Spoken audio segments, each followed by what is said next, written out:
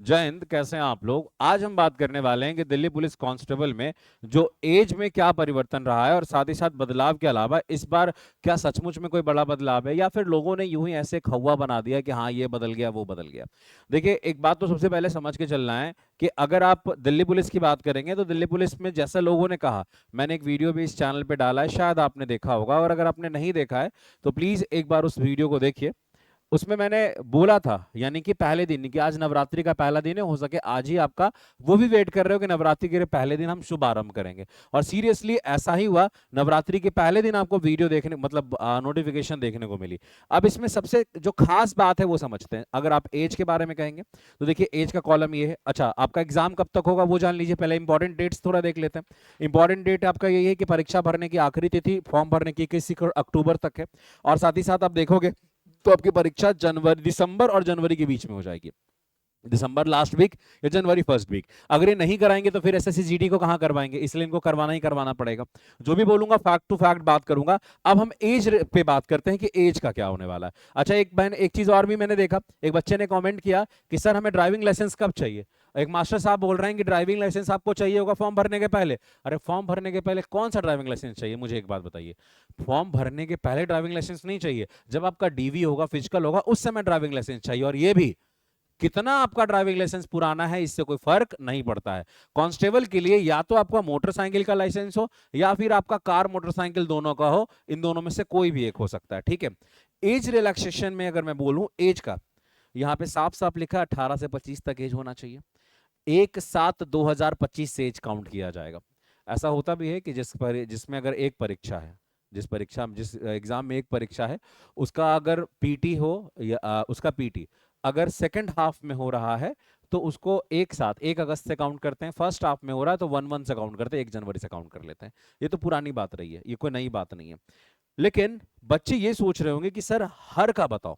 तो सुनिए, अगर आप स्पोर्ट पर्सन है other than S C S T, मतलब स्पोर्ट पर्सन है लेकिन एस सी एस टी नहीं है, आपको स्पोर्ट कोटा का इसमें लाभ चाहिए, तो आपका जन्म 2/7/1995 से, ये देखिए 2/7/1995 से 1/7/2007 के बीच में होना चाहिए। यानी आपका जन्म ना तो 2/7/1995 के पहले होना चाहिए और ना आपका जन्म 1/7/2007 के बाद होना चाहिए, इनके बीच में रहना चाहिए।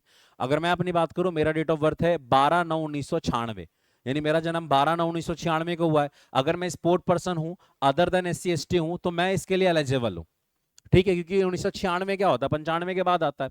अच्छा, जिसका जन्म 2 अगस्त के पहले हुआ है, 2 अगस्त 1995 के पहले हुआ है, फॉर्म नहीं भर पाएगा। जिसका जन्म 1/7/2007 के बाद हुआ वो फॉर्म नहीं भर पाएगा, ठीक है। वही अगर आप स्पोर्ट पर्सन है और S C S T quota से आते हैं तो आपका उम्र होना चाहिए 18 से 35 साल के बीच में। कब से कब तक उम्र होना चाहिए? 18 से 35 साल के बीच में होना चाहिए। और आपका जो एज है वो 2/7/1990, यानी आपका जो डेट ऑफ बर्थ है वो देख लीजिए, 2/7/1990 के पहले का नहीं होना चाहिए और 1/7/2007 के बाद नहीं होना चाहिए। बहुत इंपॉर्टेंट है ये डेट, ये डेट याद रखिएगा। ये डेट ही आपको नेक्स्ट लेवल लेके जाएगा, राधा राधा सभी को बोलना पड़ेगा। अब देखिएगा यहां पे department of unreserved EWS 3 year service, मतलब भाई साहब अगर आप डिपार्टमेंटल हैं और 3 साल का आप सर्विस दे चुके हैं, आप अनरिजर्व्ड या ईडब्ल्यूएस हैं, तो आपको 40 साल तक का उम्र चाहिए। यानी 2/7/1995 से 1/7/2007 के बीच में आपका डेट ऑफ बर्थ होना चाहिए। अगर आपने डिपार्टमेंटल है और ओबीसी में है 3 ईयर सर्विस एक्सपीरियंस सर्विस के साथ, तो आपको अप टू 43 ईयर्स तक आपको मिलेगा। यानी आप 2/7/1982 से 1/7/2007 तक आपका एज होना चाहिए। अगर आप departmental S C S T हैं 3 ईयर सर्विस के साथ, तो आपको अप टू 45 साल तक आप फॉर्म भर सकते हैं, 2/7/1980 से 1/7/2007 तक। लास्ट वाला 1/7/2007 तो बोलना ही बेकार होगा, क्योंकि भाई साहब उसके पहले जो रहेगा वो सर्विस किया कैसे, है ना। चलो, अगर आप सन और डॉटर है उनके जो दिल्ली पुलिस में है पर्सन है या फिर एमटीएस, तो भाई साहब उनका जो एज काउंट होता है अप टू 29 साल तक, यानी 2/7/1996 से 1/7/2007 तक। अगर आपके पापा मम्मी कोई दिल्ली पुलिस में है तो आप, अगर आपका डेट ऑफ बर्थ 1/7/1996 के बाद और 1/7/2007 के पहले का है तो आप इस फॉर्म को भर सकते हो। लेकिन अगर आप एक सर्विसमैन अनरिजर्व कैटेगरी के हैं ईडब्ल्यूएस, तो आपको 3 साल प्लस मिलिट्रियल सर्विस डिडक्शन आपको मिलेगा डिफेंस और सर्विस लेंथ, कितना आपका सर्विस लेंथ है। उसी प्रकार से अगर आप एक्स सर्विसमैन है ओबीसी, तो भाई साहब 6 year plus military service deduction, यहां पे डिपेंड करता है आपका कितना, आपका डिपेंड करता है कि कितना सर्विस का आपका लेंथ है। अब उसी प्रकार से अगर आप नॉर्मल बालकों की बात करें, तो अगर आप नॉर्मल बालक हैं, मतलब नॉर्मल बालक का मतलब आपके पास कोई कोई कैटेगरी है ही नहीं, आप अनरिजर्व्ड हो। अच्छा एक बात, एक बच्चे ने मेरे पूछा कि सर मैं दिल्ली से बाहर का हूं, तो क्या मैं अनरिजर्व कैटेगरी का हूंगा क्या? सबसे पहली बात यार, ये सेंट्रल गवर्नमेंट की वैकेंसी है, तो दिल्ली के आप बाहर रहो चाहे दिल्ली के अंदर रहो, आप अनरिजर्व्ड हो तो अनरिजर्व्ड रहोगे, ओबीसी हो ओबीसी रहोगे, एससी एसटी हो एससी एसटी रहोगे।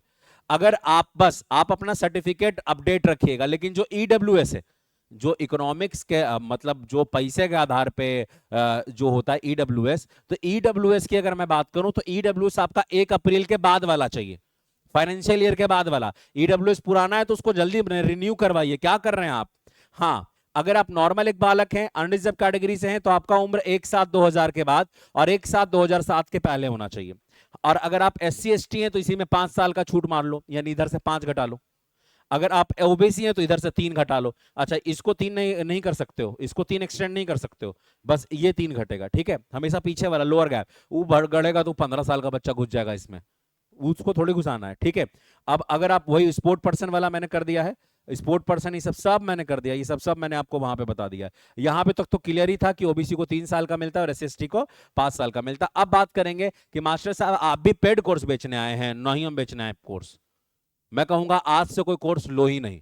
जो आपको बोले कि कोर्स लेंगे उसको बोलो चूना अपने चाचा को लगाओ, सीधे लिख के आना डीआई गुरुकुल वाले फ्री में पढ़ा रहे हैं।